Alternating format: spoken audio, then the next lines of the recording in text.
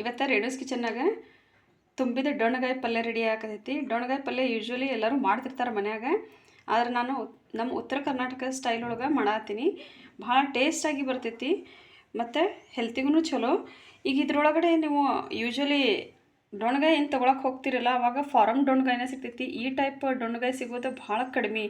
ನನಗೂ ಮಾರ್ಕೆಟ್ನಲ್ಲಿ ಸಿಕ್ಕಿಲ್ಲ, ಇವತ್ತು ಸಿಕ್ಕಾವ ನೋಡ್ರಿ ಡೊಣ್ಣಗಾಯಿ ಈ ಟೈಪ್. ಇಲ್ಲಾಂದ್ರೆ ಫಾರಮ್ ಡೊಣ್ಣಗಾಯಿನ ಸಿಗ್ತೈತಿ. ಇದು ಸ್ವಲ್ಪ ಖಾರ ಇರ್ತೈತಿ, ಆದರೆ ಇದ್ರ ಪಲ್ಯ ಮಾತ್ರ ಭಾಳ ಟೇಸ್ಟ್ ಬರ್ತೈತಿ. ಈಗ ತುಂಬಿದ ಡೊಣ್ಣಗಾಯಿ ಮಾಡ್ಕೊಳಕ್ಕೆ ಇಲ್ಲೇನು ಡೊಣ್ಣಗಾಯಿ ಇರ್ತಾವಲ್ಲ, ಈಗ ಸಣ್ಣ ಸಣ್ಣ ಡೊಣ್ಣಗಾಯಿ ಇದಾವೆ, ಜವಾರಿ ಡೊಣ್ಣಗಾಯಿ. ಮೊದಲೆಲ್ಲ ಇದೇ ಇರ್ತಿತ್ತು, ಈಗ ಇವು ಸಿಗಂಗನೇ ಇಲ್ಲ ನೋಡ್ರಿ. ಇವನ್ನ ಒಂದಿಷ್ಟು ಕಟ್ ಮಾಡಿ ಆಮೇಲೆ ಈ ಟೈಪ್ ನೀವು ಎಣ್ಗಾಯಿ ಬದ್ನಿಕಾಯಿ ಹೆಂಗೆ ಹೆಚ್ಕೋತಿರಲ್ಲ ಹಂಗೆ ಸೇಮ್ ಹೆಚ್ಕೋಬೇಕು. ಅಂದಾಗ ಇಲ್ಲಿ ನೀವು ಈಸಿಯಾಗಿ ಮಸಾಲೆ ಏನು ಮಾಡ್ತಿರಲ್ಲ, ಈ ಮಸಾಲೆ ಡೊಣ್ಣಗಾಯಿ ಒಳಗೆ ಕರೆಕ್ಟಾಗಿ ಒಳಗಡೆ ತನಕನೂ ಹೋಗ್ತೈತಿ ಮತ್ತು ಡೊಣ್ಣಗಾಯಿ ಪಲ್ಯ ಭಾಳ ಟೇಸ್ಟ್ ಅನ್ನಿಸ್ತೈತಿ. ಇದೇ ಥರನೇ ಈಗೆಲ್ಲ ಪೂರ್ತಿ ಡೊಣ್ಣಗಾಯಿನೂ ಹೆಚ್ಕೊಂಡು ಇಟ್ಕೋತೀನಂತೆ. ಇಲ್ಲಿ ಡೊಣ್ಣಗಾಯಿಗೆ ಮಸಾಲೆ ಮಾಡ್ಕೊಳತ್ತೀನಿ. ಅಂದರೆ ಡೊಣ್ಣಗಾಯಿ ಒಳಗಡೆ ತುಂಬಾಕ ಮಸಾಲೆ ಬೇಕಲ್ಲ, ಅದನ್ನು ಈಗ ಒಂದು ಅರ್ಧ ಬಟ್ಲಲ್ಲನಷ್ಟೇ ಹಸಿ ಕೊಬ್ಬರಿ ಸಣ್ಣದಾಗಿ ಹೆಚ್ಚಿಟ್ಕೊಂಡಿನಿ. ಒಂದು ದೊಡ್ಡ ಉಳ್ಳಾಗಡ್ಡಿ ಉದ್ದಾಗಿ ಹೆಚ್ಚಿಟ್ಕೊಂಡಿನಿ, ಇದನ್ನು ಹಾಕ್ಕೊಳಕತ್ತೀನಿ. ಒಂದು ದೊಡ್ಡ ಬೆಳ್ಳುಳ್ಳಿ ಮತ್ತು ಒಂದು ಅರ್ಧ ಇಂಚಿನಷ್ಟು ಹಸಿ ಶುಂಠಿ ಸಣ್ಣದಾಗಿ ಹೆಚ್ಚಿಟ್ಕೊಂಡಿನಿ, ಇದನ್ನು ಈಗ ಹಾಕ್ಕೊಳಕತ್ತೀನಿ. ಒಂದಿಷ್ಟು ಪುದೀನ ಹಾಕ್ಕೊಳತ್ತೀನಿ, ಒಂದಿಷ್ಟು ಕೊತ್ತಂಬರಿ ಸ್ವಲ್ಪ ಜಾಸ್ತಿನೇ ತೊಗೊಂಡಿನಿ, ಒಂದಿಷ್ಟು ಕರಿಬೇ, ಒಂದಿಷ್ಟು ಬೆಲ್ಲ. ಈಗ ನನ್ನದು ಡೊಣ್ಣಗಾಯಿ ಏನು ತೊಗೊಂಡಿಲ್ಲ, ಆ ಡೊಣ್ಣಗಾಯಿ ಜವಾರಿ ಡೊಣ್ಣಗಾಯಿ ಪಲ್ಯ ಮಾತ್ರ ಭಾಳ ಟೇಸ್ಟ್ ಆಗ್ತೈತಿ. ಅದರ ಸ್ವಲ್ಪ ಖಾರ ಇರ್ತೈತಿ, ಅದಕ್ಕಂಥೇಳಿ ಸ್ವಲ್ಪ ಬೆಲ್ಲ ಜಾಸ್ತಿ ತೊಗೊಳಾಕ್ತೀನಿ. ಬೆಲ್ಲ ನಿಮಗೆ ಇಷ್ಟ ಆಗಂಗಿಲ್ಲ ಅಂದರೆ ನೀವು ಸ್ವಲ್ಪ ಕಡಿಮೆನೂ ತೊಗೋಬೋದು. ಒಂದು ಸಣ್ಣ ಬೊಟ್ಟನಷ್ಟೇ ಹುಣಸೆ ಹಣ್ಣು ತೊಗೊಳತ್ತೀನಿ. ಇದನ್ನೆಲ್ಲ ಬಿಡಿಸಿ ಟೈಪ್ ಹಾಕ್ಕೋತೀನಿ ಅಂತ ಹುಣಸೆ ಹಣ್ಣು. 2 ದೊಡ್ಡ ಟೀ ಸ್ಪೂನಷ್ಟೇ ಇಲ್ಲಿ ಗುರಳ್ ಪುಡಿ ತೊಗೊಳತ್ತೀನಿ. ಗುರಳ್ಳೆ ಮೊದಲು ಹುರಿದ ಆಮೇಲೆ ಮಿಕ್ಸಿ ಮಾಡ್ಕೊಂಡು ಪೌಡ್ರ್ ಮಾಡ್ಕೊಂಡು ಇಟ್ಕೊಂಡಿರ್ತೈತಿ. 1 ಟೀ ಸ್ಪೂನಷ್ಟೇ ಗರಂ ಮಸಾಲ ಹಾಕ್ಕೊಳತ್ತೀನಿ, ಒಂದು ಅರ್ಧ ಟೀ ಸ್ಪೂನಷ್ಟೇ ಅರಿಶಿನ ಪುಡಿ, ಉಪ್ಪು 1 ಟೀ ಸ್ಪೂನಷ್ಟು ಹಾಕಕತ್ತೀನಿ, ಅಂದರೆ ರುಚಿಗೆ ತಕ್ಕಷ್ಟೇ. ಈಗ ಇದನ್ನು ಫೈನ್ ಪೇಸ್ಟ್ ಮಾಡ್ಕೊತೀನಿ ಮಿಕ್ಸಿ ಹಾಕ್ಕೊಂಡು. ಇಲ್ಲಿ ನಾನು ಫೈನ್ ಪೇಸ್ಟ್ ಮಾಡ್ಕೊಂಬಂದೀನಿ. ಇಲ್ಲಿ ನಾನು ಮಿಕ್ಸಿಗೆ ಹಾಕ್ಕೊಳ್ಬೇಕಾದ್ರೆ ಸ್ವಲ್ಪ ನೀರು ಹಾಕ್ಕೊಂಡು ಮಿಕ್ಸಿಗೆ ಹಾಕ್ಕೊಂಡೀನಿ, ಅಂದರೆ ಸಣ್ಣಾಗಿ ಬರ್ತೈತದೆ. ಈಗ ಇಲ್ಲಿ ಸ್ವಲ್ಪ ಟೇಸ್ಟ್ ನೋಡೋಣಂತೆ. ಉಪ್ಪು ಖಾರ ಹುಳಿ ಎಲ್ಲ ಮಸ್ತ್ ಕರೆಕ್ಟಾಗಿ ಬಿದ್ದೈತಿ, ಅಂದರೆ ಮಾಡೋ ಪಲ್ಯ ಮಾತ್ರ ಮಸ್ತ್ ಟೇಸ್ಟ್ ಆಕೈತಿ. ಇಲ್ಲಿ ನಾನು ಎಲ್ಲ ಡೊಣ್ಣಗಾಯಿನೂ ಈ ಟೈಪ್ ಬಿಡಿಸಿಟ್ಕೊಂಡಿನಿ. ಈಗೇನು ಮಸಾಲೆ ಮಾಡ್ಕೊಂಡು ಇಟ್ಕೊಂಡಿನಲ್ಲ, ಆ ಮಸಾಲಿನ ಈಗ ಎಲ್ಲ ಡೊಣ್ಣಗಾಯಿ ಒಳಗೂ 1 ಬೈ 1 ತುಂಬ್ಕೋತ ಹೋಗ್ತೀನಿ.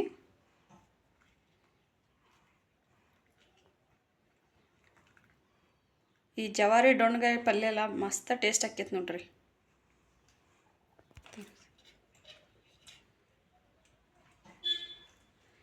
ಈ ಟೈಪಿಗೆ ಎಲ್ಲ ಪೂರ್ತಿ ಡೊಣ್ಣಗಾಯಿನೂ ತುಂಬ್ಕೋತೀನಿ.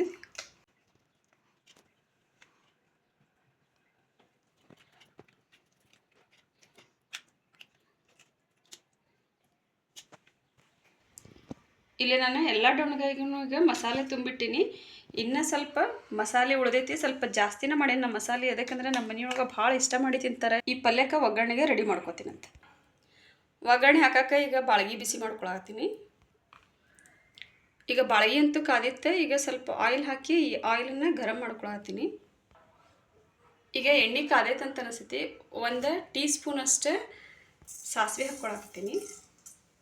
ಈ ಸಾಸಿವೆ ಎಲ್ಲ ಕರೆಕ್ಟಾಗಿ ಅರಳು ಬರ್ಬೇಕಂದ್ರೆ ಚಟ್ಪಟ್ ಅಂಥೇಳಿ ಸೌಂಡ್ ಬರ್ಬೇಕಾ. ಈಗ ಇಲ್ಲೇ ಸಾಸಿವೆ ಅರಳು ಬರಾಕತ್ವ 1 ಟೀ ಸ್ಪೂನಷ್ಟೇ ಜೀರಿಗೆ ತೊಗೊಂಡಿನಿ, ಜೀರಿಗೆ ಹಾಕ್ಕೊಳಕತ್ತೀನಿ. 1-2 ಕರಿಬೇ ಕಡ್ಡಿನ ಸುಲಿದಿಟ್ಕೊಂಡಿನಿ, 1-2 ಕರಿಬೇ ಕಡ್ಡಿ ಅಷ್ಟೇ ಕರಿಬೇ ಹಾಕಾಕತ್ತೀನಿ.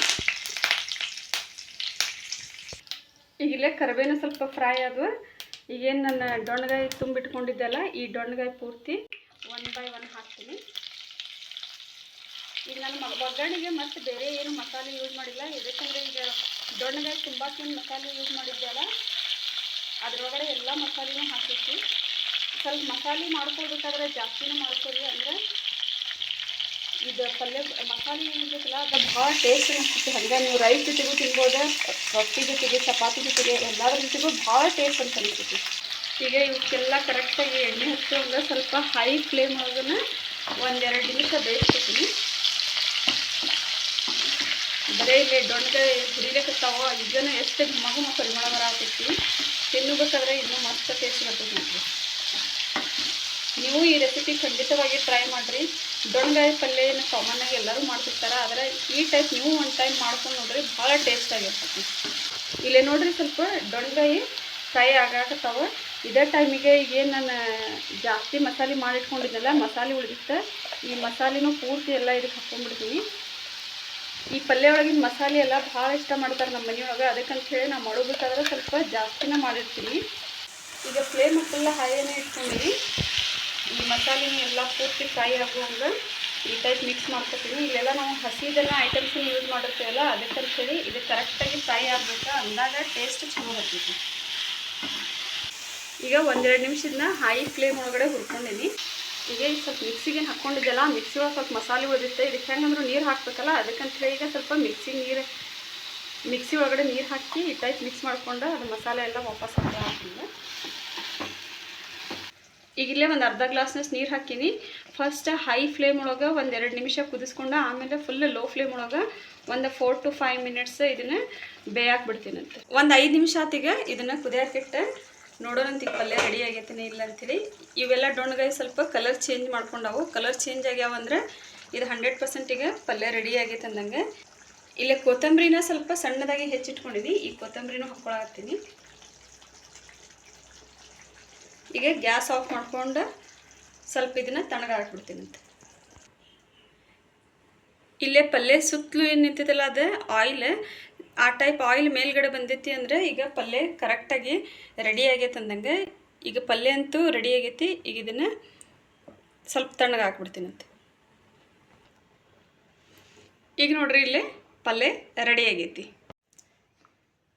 ಈಗ ದೊಣ್ಣಗಾಯಿ ಪಲ್ಯ ಅಂತೂ ರೆಡಿ ಆಗೈತಿ. ಅದ್ರ ಜೊತೆಗೆ ತಿನ್ನಾಕಂತ ಹೇಳಿಗ ರೋಟಿನೂ ಮಾಡೀನಿ. ರೋಟಿ ಮತ್ತು ದೊಣ್ಣಗಾಯಿ ಪಲ್ಯ ಕಾಂಬಿನೇಷನ್ ಎಲ್ಲ ಮಸ್ತ್ ಇರ್ತೈತಿ, ಭಾಳ ಟೇಸ್ಟ್ ಅಂತ ಅನಿಸ್ತೈತಿ. ರೊಟ್ಟಿ ಇಲ್ಲಾಂದ್ರೆ ಚಪಾತಿ ಜೊತೆಗೂ ಟೇಸ್ಟ್ ಅಂತ ಅನಿಸ್ತೈತಿ. ಬೇಕಾದ್ರೆ ನೀವು ರೈಸ್ ಜೊತೆಗೆ ಬೇಕಾದ್ರೆ ರೈಸ್ ಜೊತೆಗೂ ತೊಗೋಬೋದು. ಎಣ್ಣೆಗಾಯಿ ದೊಣ್ಣಗಾಯಿ ಪಲ್ಯ ಈಗ ರೆಡಿ ಆಗೈತಿ. ಈಗ ಬಿಸಿ ರೊಟ್ಟಿನೂ ರೆಡಿ ಆಗೈತಿ. ಟೇಸ್ಟ್ ಮಾಡೋಣ ಸ್ವಲ್ಪ. ಈಗ ಸ್ವಲ್ಪ ಟೇಸ್ಟ್ ಮಾಡೋಣಂತೆ.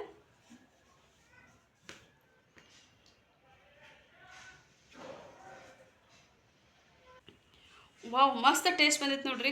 ಖಾರಾಗಿ ಭಾಳ ಚಲೋ ಟೇಸ್ಟ್ ಬಂದೈತಿ.